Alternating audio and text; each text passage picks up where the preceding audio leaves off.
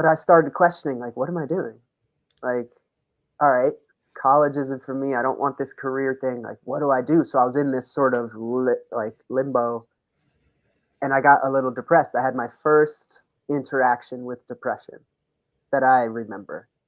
And that in that space of deep rest, Mm. I started questioning, like, who am I and what am I doing?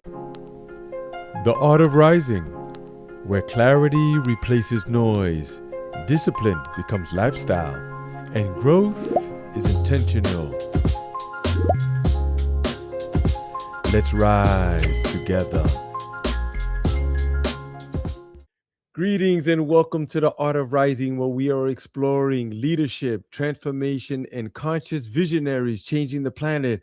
I'm here with a powerful brother. He's into great health and fitness and all other sacred ceremonies and living his life free. And he's carrying some of the codes that we're looking for. So, welcome to the show, brother. Please introduce yourself. Let us know where you're living and what you're doing with yourself these days.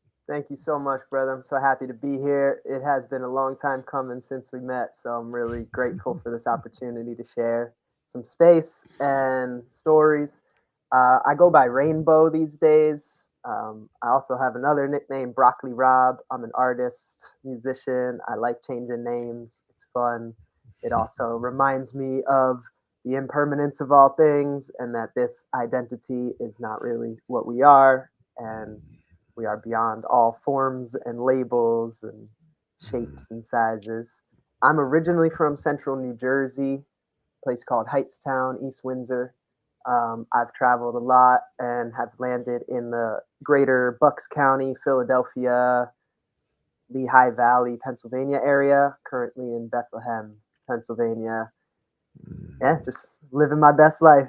That's what's up. That's incredible. You know, when I first was made aware of you, in this life anyway, I seen you on the socials and was part of these groups that were gathering and good, healthy, friendly, family, high energy circles, and there was some singing that went along too. So, yeah, why don't you tell us a little bit about that?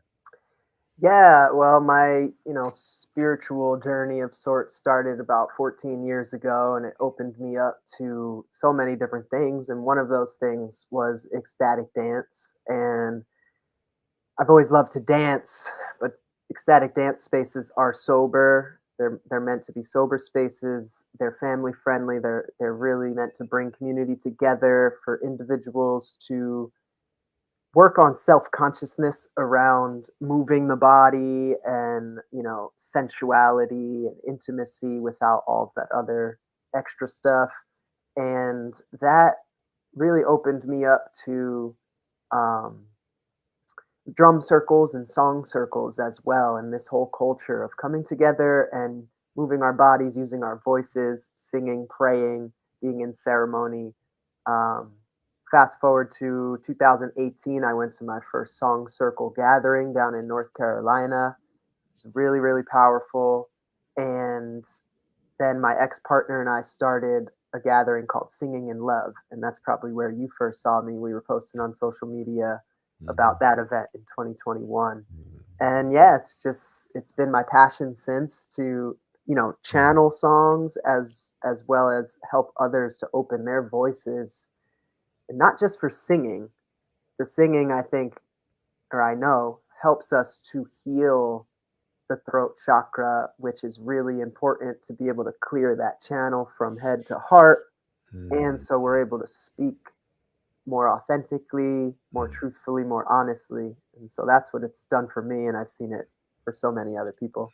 Yeah, the makes it always makes me think of in the beginning was the word and the word was God, and then yeah, it's just Exactly. powerful right here. This everything that's coming in is all vibration, and then humans have the ability to express themselves in any shape or form, and that could be healing, it could be destruction, it could be all sorts of things, you know. And then you speak about your name also. My name that was given to me is Omar. And Omar basically means Omar means elegant speaker, but it's not who I am. Like they go, "Hey, who are you?" I'm Omar. No, and that's like I'm chair. I'm floor. Like no, those are like destinations labels too that they put on us, but we're so much more than that. Come on, man. Yeah, that's where recently the name Rainbow came through for me. I was sitting in meditation and just heard this very clear voice saying, "Start going by Rainbow." And I've always Mm, felt, there's a Hopi prophecy about the Rainbow Bridge and how so many of us healers, light workers, whatever we want to call it, conscious mm, people are mm, here to really, build those bridges to unify mm, humanity mm, and bring all colors together.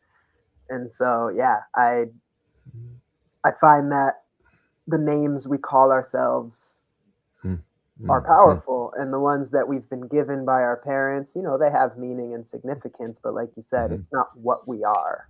Right, right. So true, so true. So no, my name is Omar and my wife's name is Aziel. So Mm, that's where Omziel, with the Omziel Healing Sanctuary. Yeah. love that. Love Yes, that. me and my Where is wife. her name from? That comes from the Bible. One of the angels, Aziel, Azizel, and there's a story that I read in some of my research where God had told the angels, these humans, they're my creation. I want you to bow down to them and serve them. And Azizel was one of the angels that said, "Oh, hell no. We was here first. What you talking about?" Right? Yeah. That's funny. Yeah, she loves that Sacred, story because she's sacred a rebel. rebel. Yeah, she's a sacred rebel. That's what she is. Yeah. Yeah. So when you were growing up, I can't imagine that your life was exactly like this. I mean, I don't know if your parents were conscious in that way, but perhaps you could tell us a little bit about that. Sure. Yeah. It was not anything like this. I have two very wonderful parents who raised me and my three brothers. We're all within 6 years of each other. So you can imagine four boys within 6 years. It was very Mm, rambunctious, lots of sports. I played basketball my whole life. I was actually aiming to be a professional basketball player. I got really good in high school and then I got injured at 18. So those dreams went out the window. But of course, then it opened up the path to spirituality. Yeah, growing up in central New Jersey in the suburbs, sort of like lower middle class area. Um, Very diverse. So I was friends with all different colors and creeds and religions. And, right down the street, we had Hasidic Jews. And then there were, you know, Guatemalan and Mexican people right down the street this way. And mm, it was really an amazing place to grow up. And my dad grew up Irish Catholic, and it really pushed him away from religion. My mother's Jewish. They weren't really that like religious though. So growing up, we sort of celebrated some holidays. We never went to like church or temple or anything. And we didn't do prayers. We didn't like celebrate the holidays in the way that like religious people do. And it actually left me and my brothers very open to explore whatever as we grew up. And I remember being about 12 years old and I was delivering newspapers.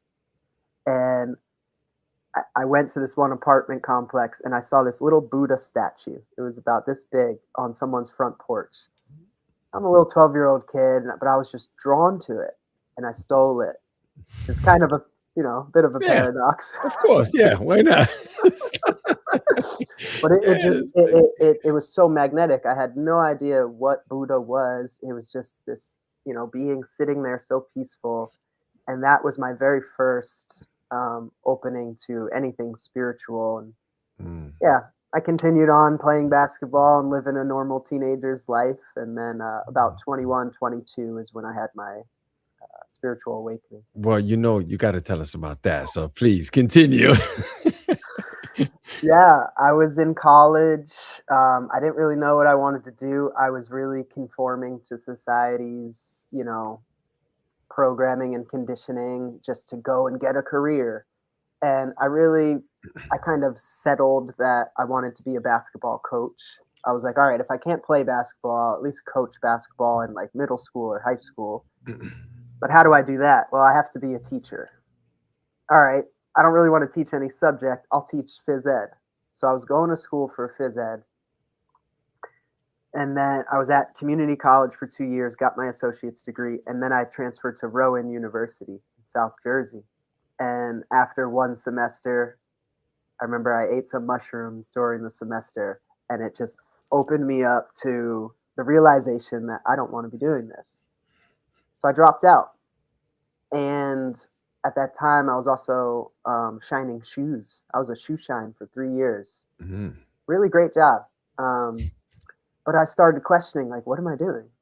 Like, all right, college isn't for me. I don't want this career thing. Like, what do I do? So I was in this sort of limbo, and I got a little depressed. I had my first interaction with depression that I remember. And that in that space of deep rest, deep rest, Mhm. I started questioning, like, who am I and what am I doing? And in that time, my younger brother introduced me to Muji. You know Muji? I do. I do know of him. Mhm. Yeah. And so I started watching his satsang videos on YouTube, and that's the rest is written in the stars. Wow, incredible, incredible. Those mushrooms. Right? They're here for a reason. They're here for a reason. It's the mycelium, it's the connecting network. It's speaking, it's holding the planet together. Like they're here before the planet was here, and those type of things you already know. The famous book, forgot his name, right? He passed on. He spoke about the mushrooms as he wrote as in being the mushrooms. Like I'm as old as time. What's his name? Terrence McKenna. Terrence McKenna, right? Just super powerful. Yeah, super helpful. I recommend them for everybody. And some people say, "Oh, but what if I get addicted?" I'm like, "Bro, they're anti-addiction, bro. Hmm. Like, they Hmm. stop you from being addicted to things like drinking soda and fast food and going to a job that's not fulfilling and Yep, those type exactly. of things." And people say, "Yeah, but if I don't have my job, then what am I?" I'm like, "Yeah, you are who you are. You're a being, and you'll be fine. You'll be Yeah. fine." There's plenty of people, they make several figures, doing these things that we are doing, bro. So like Hmm. super possible. Yeah. Same for myself. I was like a train wreck walking and found this thing on the internet called ayahuasca. I couldn't even pronounce it. And then I studied it for a year. And then I happened to come across somebody while I was on vacation in Egypt, of all places, right? I couldn't find nobody here in the States, even people who I thought were spiritual. They knew Hmm. nothing of this, or some knew it but had never did it. Yeah. Now I was in Egypt, and brother said, "Yeah, I did it." I was like, "Wow!" And he said, "Yeah, I did it like 17 times." I was like, then that confused me more. Like, why would you even do it? So multiple. I didn't know that we're like onions. There's many layers of us. Hmm.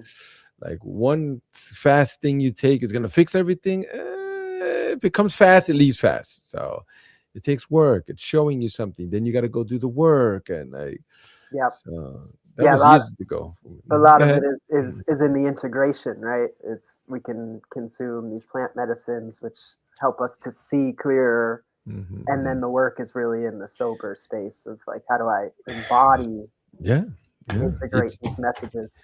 It has been years since I've sat with the medicine of ayahuasca. Years now, years. But people are like, wow, why don't you? It's like going to Harvard and graduating, and then you show up to the class again. It was almost like it was telling me, like, bro, you're here again. I told you to. That's Like, really good. what? I've never heard that Yeah, it was like we analogy. could.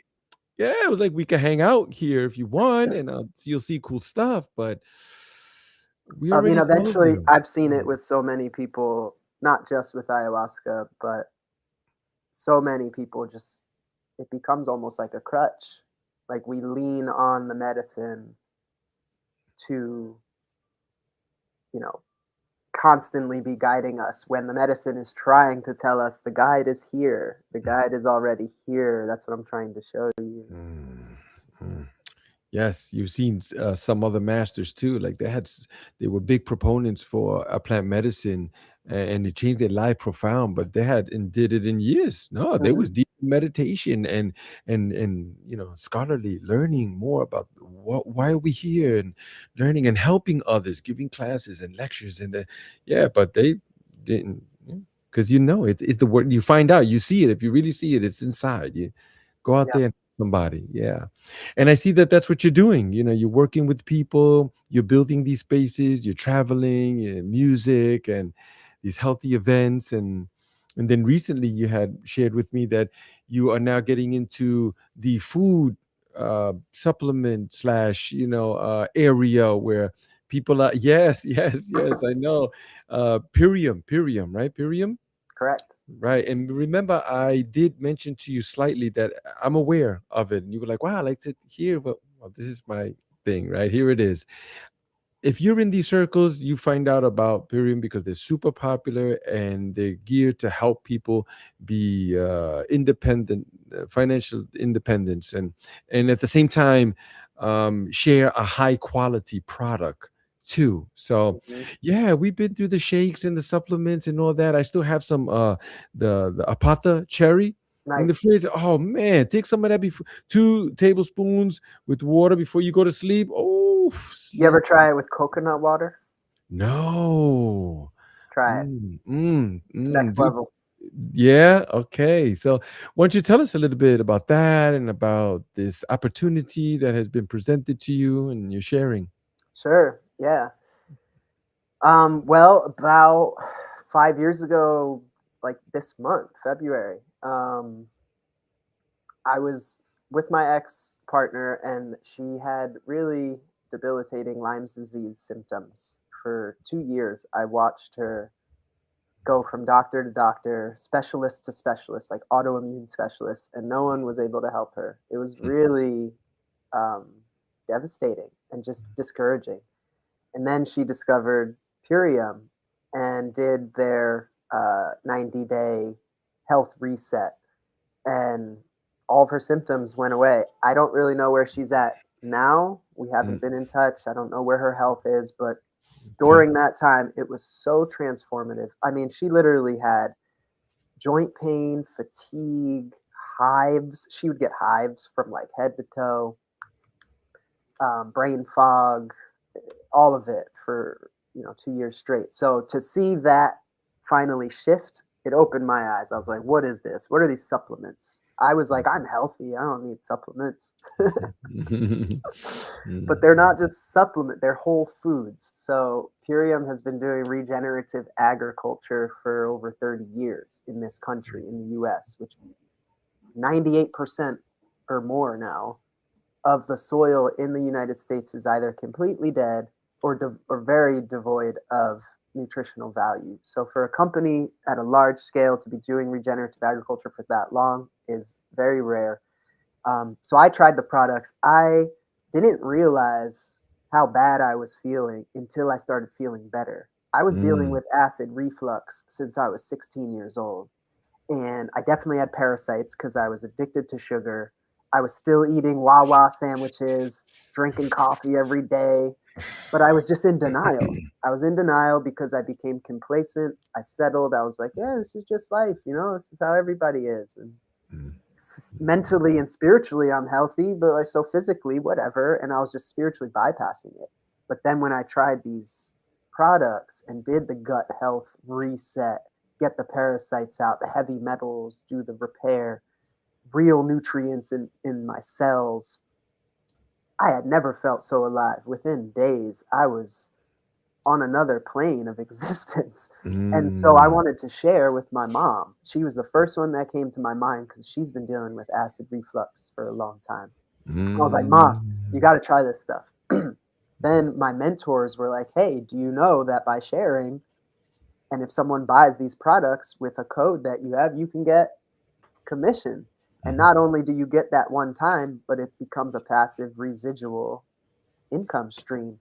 And mhm, at that time of my life, I was really starting to contemplate, what am I doing for money? I've been a professional painter, residential and interior exterior painter at that time, and I really wanted to get away from it. All the chemicals I'm inhaling, Mhm, the mhm. labor work, trading my hours for dollars at a job I don't really want to be at.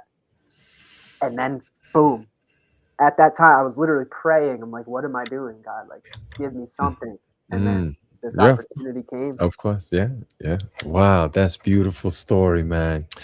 Yeah, we do know of the products and taking amino acids. The whole kid. We've done it for a while. We're not currently doing that at the moment, but I did research the company. It's a strong stand-up company. Their products are pure. They're not the only company. There are other ones in the research. There's only a handful that Hmm. are really high quality. Imperium is one of those handful. Definitely. You go to GNC and man, stay away from those. And listen, they don't got nothing but junk there.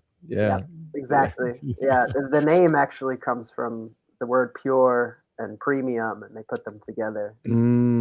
Cool Mm. fact actually about Dave Sandoval, who's the co-founder, the original founder of Purium.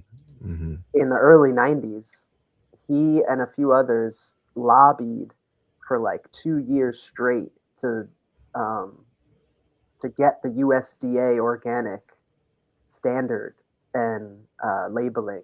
Because before that, anyone could just write all natural on their Mm, products, mm, no yeah, regulation at all. mm, And Dave Sandoval saw like this stuff isn't natural.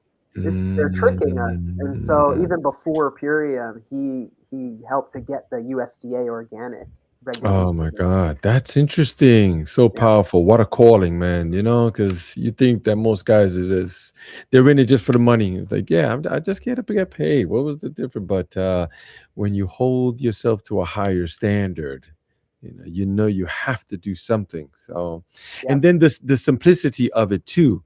With the supplements and all of that, especially in this toxic environment we live, the water, the air, that alone, let alone the foods. I'm going through these codes on they have seeds. I got them cutting them open in Whole Foods. I'm like, you guys they don't even know, Yeah. Robert. They don't even know, bro.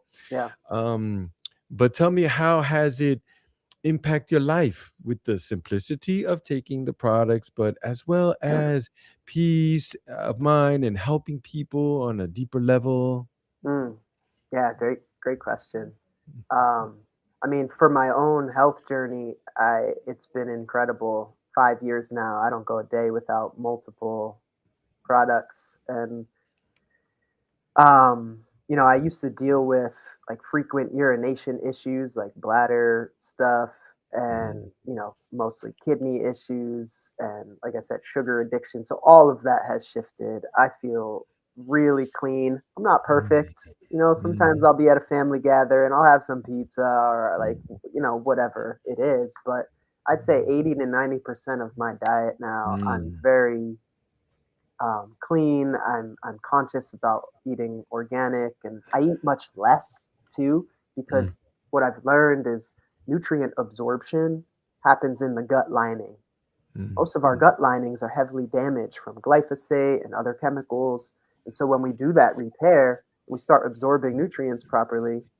We're satiated at the mm, cellular level when we consume. So we mm, don't need to keep eating and eating. We're not always like needing more calories. We mm, So mm, I've noticed that I'd spend a lot less money on mm, food, and mm, my relationship with food has shifted a lot, where it's not just this as soon as I feel some emotional thing I go and comfort myself with food. I'm able to like really sit with, do I want this? Is this actually going to serve me?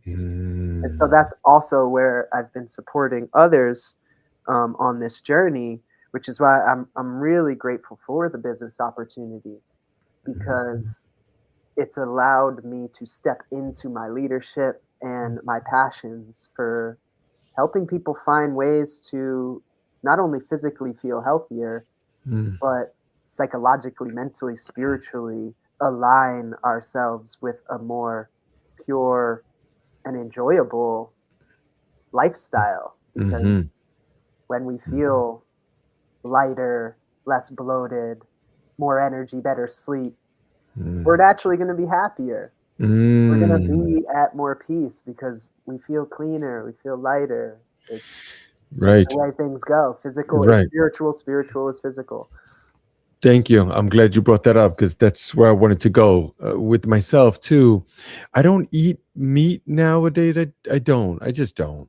I don't. I Yeah. could, like this. They go, oh, you vegetarian, or I'm a flexitarian. Like if I Mhm. if I want to eat, I eat it. What's but I want it from a good source, and that's where the trick comes in right there.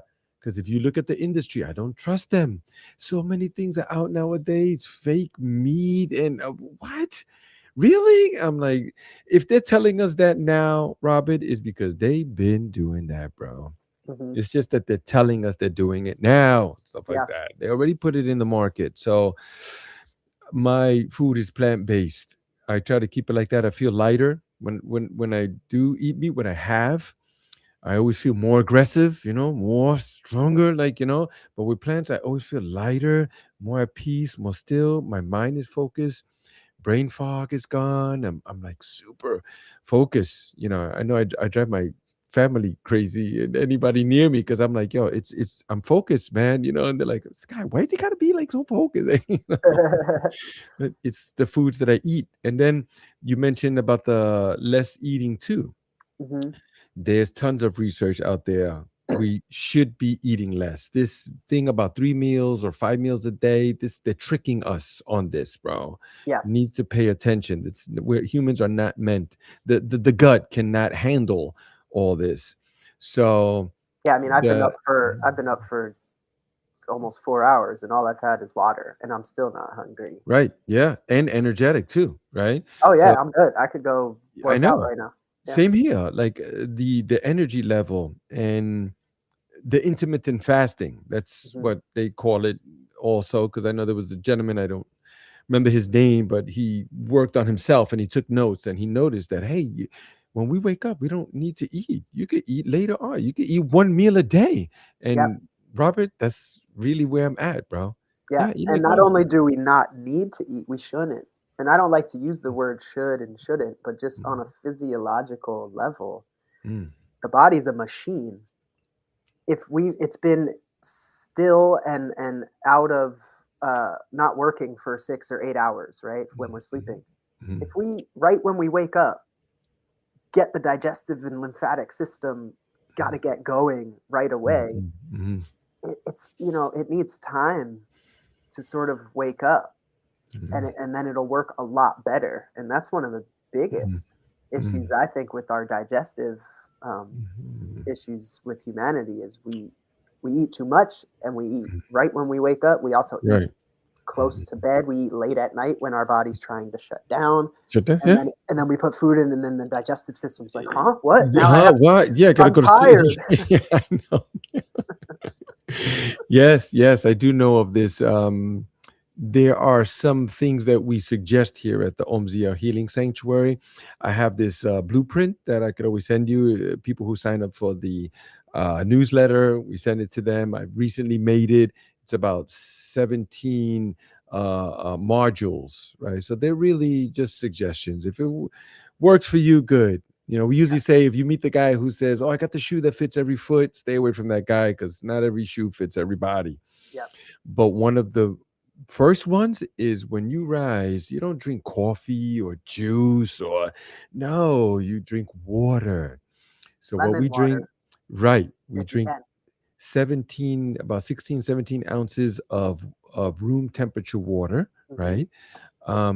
With a squeeze of lemon and sea salt, and that's the closest thing that you can receive to help alkaline your body. Yep. And then we go with the green tea, and then I also do the sea moss as well. you Yep. know I get it from a good source in that because they're factory growing it too. Like, people got to pay attention, really. Yeah. It's bad news out there, so we have to stay alert, man. Yeah. And that's honestly what things like this are good for a community, and having these conversations, keep getting the information out, because a lot of us, we just don't know, and there's so much out there, it gets overwhelming. So trying to Yeah, like yeah. really simplify what I try and when I'm working with clients, I really remind them that everything I'm saying is a recommendation, and I want you to really start learning to listen to your intuition. Remember how to listen to the body. The body knows what it needs.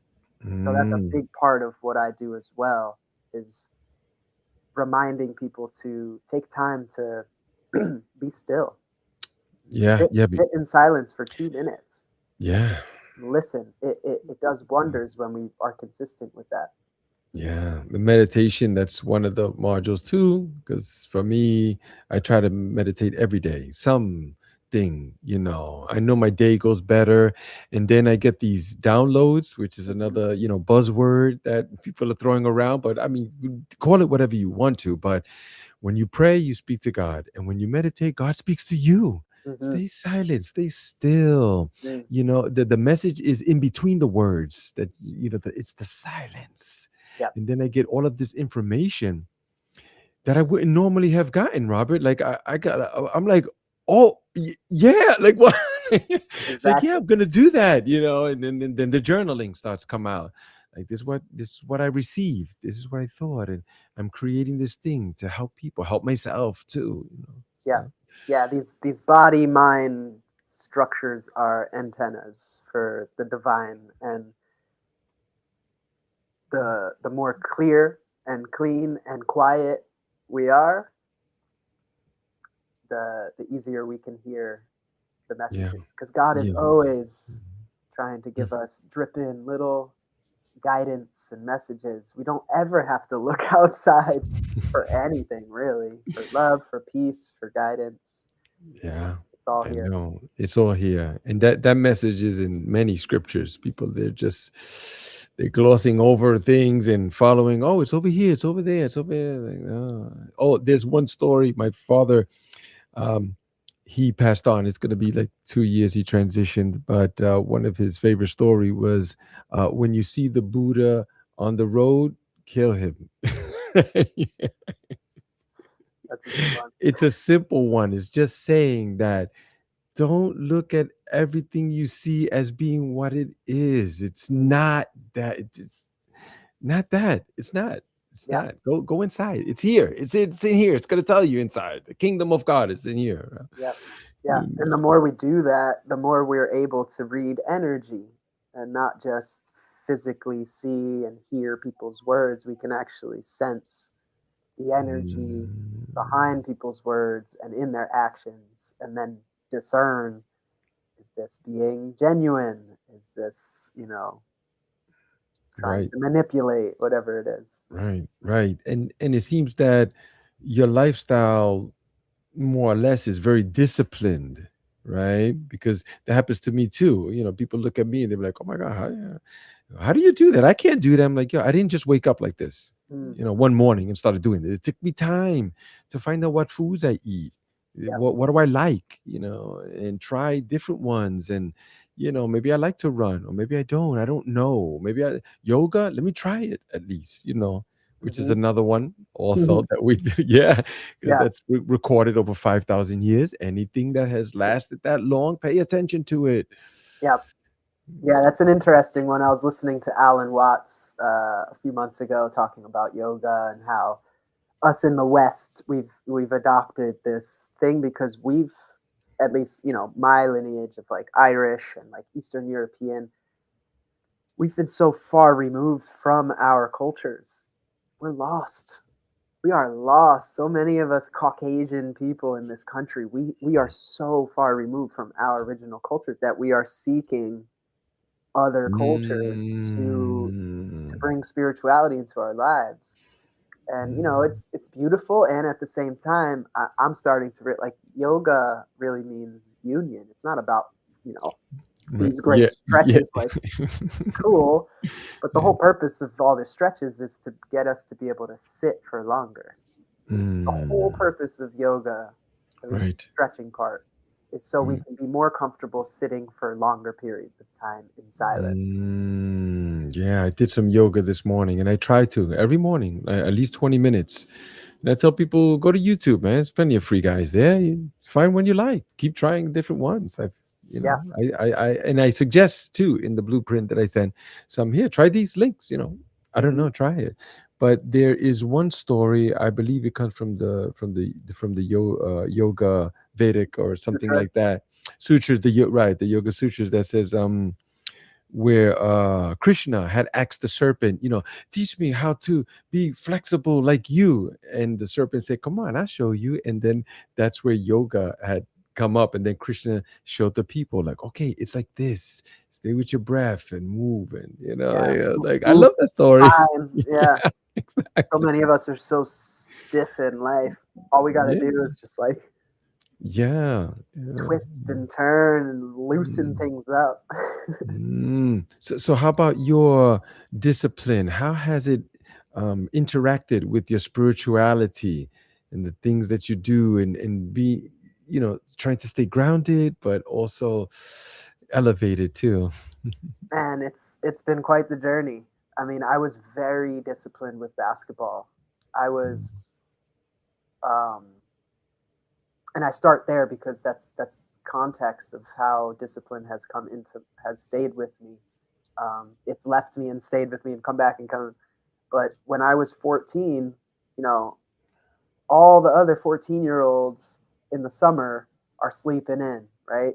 We don't have to go to school. We don't have to wake up early. I was waking up at 6 a.m., going to the mm, basketball court, shooting 500 mid-range shots, 500 three-pointers with another kid, and he would rebound for me, and I'd rebound for him. We would do dribbling drills, and I'm saying 14 years old doing this at 6 a.m. in the summer, and I did that every day for 2 years, 14 and 15 years old. But when I was 16, I was one of the best shooters in New Jersey. I was mm, one of the best basketball players in New Jersey as a teenager. And mm, then when I got injured, all that discipline kind of left, and I became, I don't know, just like loose. But it needed to mm, happen that way. The structure started to fall apart, and I could tie that into like the patriarchy and how overstructured we've been in life, and mm, us rebellious beings are like, no, we need more flow, the feminine, mm. And in recent years, I've realized it's about balance. The river needs the banks as its structure to flow well. It can't have too much structure or else it blocks it, but it can't have too little structure or else it thins out. Mm, Um, so when I had this experience with Purium, that's when discipline started coming again because I started feeling better. I was like, I need to keep this. I don't want to go back to feeling how I was, so I need to discipline myself. mm, But it wasn't this like you have to do this thing or else. It was I want to do this. I mm, feel good, so I want to do this and I want to be disciplined. And so I don't have like a super regular discipline routine mm, except for every morning I sit for 15 to 30 minutes in mm. silence. I Okay. don't, that is something that is like, and then I try to do some sort of movement exercise, but it's not always like arms and legs, Right, back and right, shoulders, right, move the right. body, do some push ups, Right. get active. And then the rest of the day is very flowy. Mm, But because I have that bit of discipline routine in the morning, it sets a mm, nice structure for me to not be mm. like all over the place, but to Right, be in a right, good right. Mm, flow with everything else. yeah, that it helps me tremendously also, man. It's if I go a day without it, yeah. But I've been doing quite a bit of running lately. Just recently, my heel started to hurt because I was using some other cheap sneakers, Mm, but running is also a form of moving meditation. Like I get all these downloads, and yeah, I find a bit of myself when I go really long. I mm, find a bit of my pure essence, bro. Um, but I get all of these thoughts too, just like in meditation too. Come up. Oh, what about that thing you did? Oh, remember that other time? And I'm like, you know what? I see you. You're obvious. Now is when you come for me, right? When I'm tired and cold and all that. Yeah, yeah. And yep, that's another thing that we teach people too is like, pay attention to that voice. Who is that voice? Oh, it's me. No, it's not you, because you hear the voice. yep, So how could it be you? You heard that voice say, "Oh, go to the store." You see, and then you go, oh, yeah, I go to the store, right? Yeah, But or it's watch some, this TV show or do this thing that yeah, distracts yeah, me from eat that thing, yeah, yeah. yeah. You're hungry, and then you get, oh, yeah, you see. But people don't know that we're pure consciousness. Pure consciousness doesn't speak. We use this as a vehicle in order to express ourselves, Mhm. but we develop that little voice, like Bruce Lipton, right? He says it's playing in the background like a record. You got to Yeah. get back there and get and do the remix on it, man. Know that it is telling you to do these things. Yeah. Yeah, it's in the identification. When we identify as being the body and the mind, we think it's us thinking the thoughts. But once we start peeling back and watching, I remember Muji saying early on when I started watching him that the mind runs on phantom power. Mm, It runs on our interest, our attention, and our belief. Those are our three inherent magic powers we have. Anything we mm, were interested in, we then start giving it our attention and eventually give it our belief. If we just pull the interest away, if I'm no longer interested in the commentation of the mind, mm, my attention stops going to it and it just starts to fade away. Like right. most days, I can say I don't have many thoughts because I don't give it much attention. I'm paying attention to this, Mm-hmm, mm-hmm, to mm-hmm, life, to now. mm-hmm, Thoughts can only ever think about past or future. I tell right. people, I'm like, try and think about now. It's too late. Mm, You're already too late. right. I love it. I love it. Such a tricky one too, man. It So is. deceitful because just when I see it and I go, it's obvious. I see you, man. You're obvious. And then it jumps right behind me and goes, yeah, we see you. And I'm like, Yeah. "Bro, that's you, man. Come on." Yeah, I Like, am pure awareness. yeah. It's very slick and sly. Very slick. Yeah, yeah. It's just that the brain, how it works. So basketball happens to be one of my first loves too. I mean, I used to come home, drop my books, go play. I was in, after school centers, and I played for junior high school, played for high school, and so basketball is my true love. Why? Because it's always an active sport. Baseball was like, I gotta wait here, like for the ball. I didn't like Yep. that. Yep. And then soccer was like some other groups that wasn't really, and basketball was just right there. And the snow, we would go with the shovel, just move the snow out of the way. That's it. Yep. But we Yep. gotta play. We gotta play. So I love that. It's a great mental and physical thing too. Yeah. Um, We got to hoop sometime, man. yeah, I don't know, man. You make me nervous now. I'll play left-handed. You play left-handed. All right, yeah, good. Then we'll do it.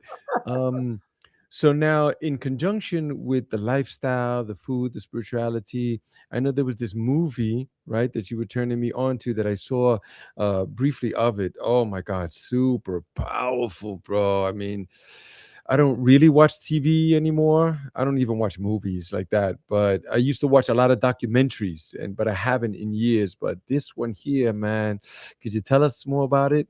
Definitely. Yeah, it's called Common Ground. It's a documentary. It's a sequel to the documentary called Kiss the Ground.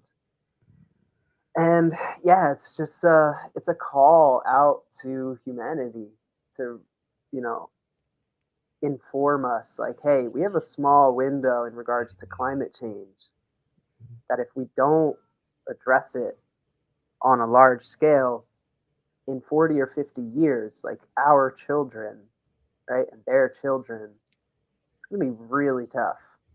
There's going to be desert, it's called desertification. Um, Essentially, with all the monoculture that's been happening and all the industrial agriculture and all the tilling, it talks a lot about tilling and how the tilling digs deep and cuts up all the mycelial networks, which is what transfers the Mm, nutrients from the plants to the other plants. And so the Dust Bowl back in the early 1900s, that's what was happening. And they realized we need to do regenerative agriculture. We need to mm, have biodiversity in the soil. We need to do crop rotation.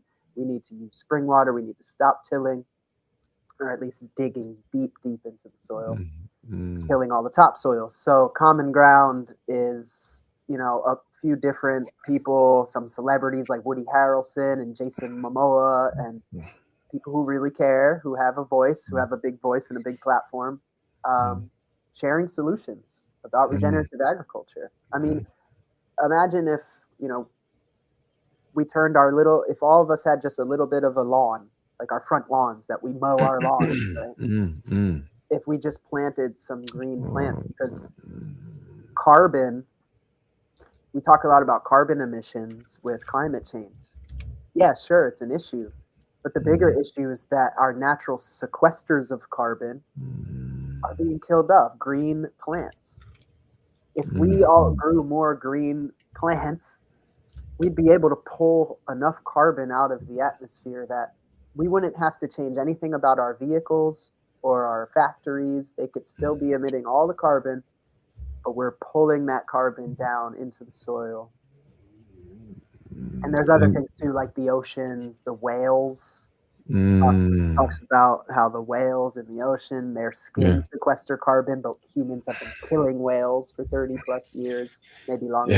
Yeah. They. I think it's them and the dolphins, right? They're the highest consciousness. Or I think it might be the whales. Dolphins are a whole nother, but just the Yeah. skin of the Right. whales. Right. Yeah. We're doing it to these high beings. They're high conscious beings. It's just Yeah. incredible. It makes me think of I just interviewed also, we had a great chat, me and Tom Cronin. He made a documentary called The Portal. Um yeah, it's similar like that too. But yeah, we need to wake up, and then it also makes me think of Jack Fresco. Mm, You know Jack Fresco? He I've did heard the name, yeah. the Venus Project. And Hmm. he said, "Look, I don't have." This is what I loved about this guy. He transitioned a couple of years ago, but he said, "Look, I don't. I'm a free man." He said, first of all, is what I do whatever I want, right?" And he also said, um, "We need to do something. I don't have all the answers, but we can't keep going like this, right?" And he was a big proponent for what you were mentioning about growing our own food. He said, "Imagine if every roof that Mm, you see in your area each had a little bit of land that grew their own food right there." He also suggested silos of tiers of floors of food where we could be growing our own food in our area, yeah, right? Because like where I live in North Bergen, New Jersey, right next to Manhattan, all the food is brought into these places. If something was to go wrong, bro, I wouldn't even know the first farm to go start if I started walking. Where? I don't. yeah. Who makes food around it? Yeah, bro. It's like, Which is wild to think, right? Because New Jersey is known as the Garden State. yeah, It used to be farmland yeah, everywhere. right. Yeah. And then I think if it's not but it used to be like the most toxic Hmm. state in the country. All Yep, the factories, yep, and now they move them overseas, with the child labor, right? yep, That's why those child labor laws, you don't even need them right there. No kids go to work like that. No, we have the kids in Sri Lanka doing it for us, yep, making our underwears and sneakers and belts. yeah. Yeah, it's pretty wild. There's actually a movie coming out soon about trafficking called Mm, Last Hope or oof. something that, yeah, and Okay. it's Okay. these producers, they're not making any money on it. You know, Hollywood Mm, doesn't want this movie to come right. out, but Right. they Yep. It's they're doing yeah. it.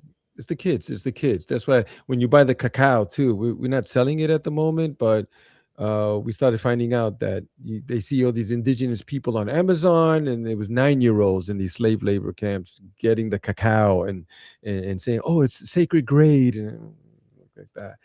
Yeah. But there's another documentary that I saw that was coming out too, about the chemtrails too, like, which I've seen. Like I said, I used to be into all sorts of waste and environment documentaries, but I just, now that we're talking, I to alert people to that too, about the Yeah, chemtrails. Like, look up, man, those are not clouds. yeah, they are not clouds. If anyone listening or if anyone like that, you can send out information about Common Ground, where Yes. Purium is actually screening it uh, this Sunday, uh, 4 o'clock Eastern. Um, it's via Zoom. There's going to be Okay. hundreds of people watching, and then there's going to be a roundtable discussion afterwards about solutions and Yes. Thank you what we for can do. mentioning that because I start going on a tangent when it comes to these things, but I want Oh, to you're good. stay focused, man.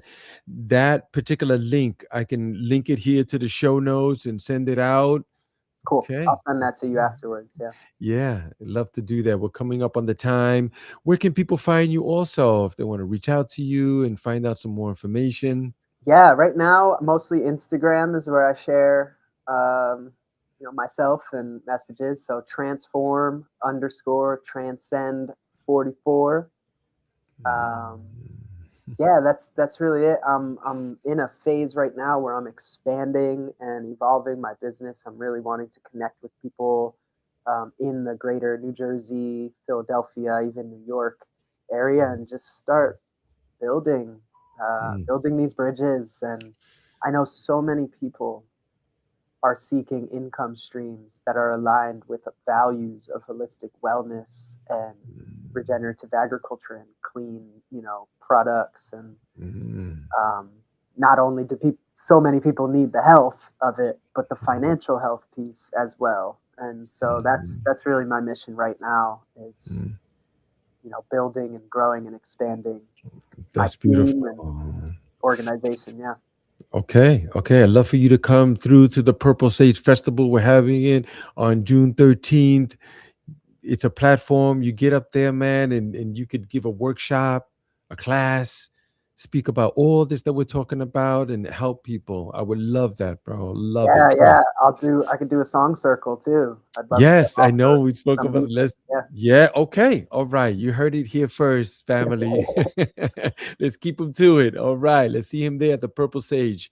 Let's do it. So stay right there, brother, while we talk backstage. For those tapping in, thank you so much for sticking around.